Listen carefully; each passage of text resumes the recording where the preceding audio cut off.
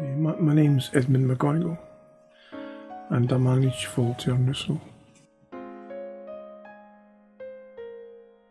It's 50 years this year since we opened the business, and when it was opened we didn't really know how it would do, but this is 50 years later. And the funny thing is, when the shop was when we were making all the shelves and things, the song that was in the charts was Superstition by Stevie Wonder, and 50 years later I'm still listening to Stevie Wonder.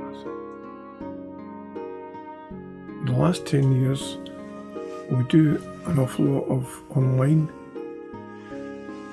We've got an online bookshop which is part of Abe Books, and there's thousands of bookshops all over the world on abebooks.com, and we've got our own wee site on it.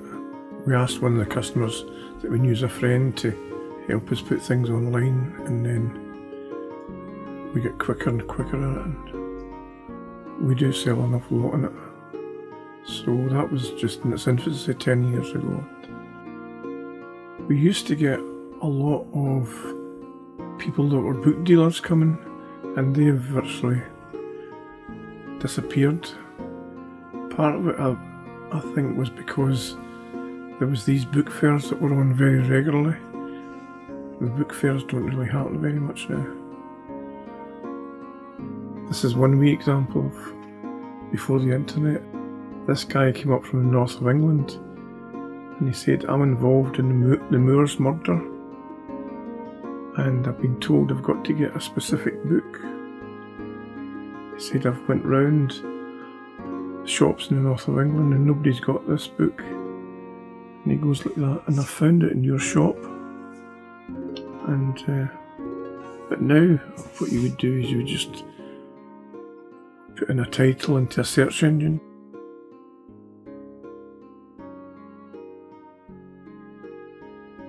Customers during lockdowns, they weren't allowed in, and but I had to come in just to feed the cat and make sure everything was okay. But people were reading during that time, and they would sometimes phone you up and say, "I'm just going to leave a box outside your door." That was happening quite regularly. People had time in their hands. The kind of building thing has kind of stopped as far as we know. The only thing that I can see is people come occasionally to deal with the Japanese knotweed, but I haven't seen anybody actually doing any building. I did hear that they put through a proposal that it failed. Everybody from the whole community kind of all got together as one, and there was thousands of people putting in their signature online and putting comments, and they were all kind of working together, and so I think it was successful. Last year, December the 12th, we lost Ian, my brother. Well, he's the oldest in the family, and he was 80 when he died.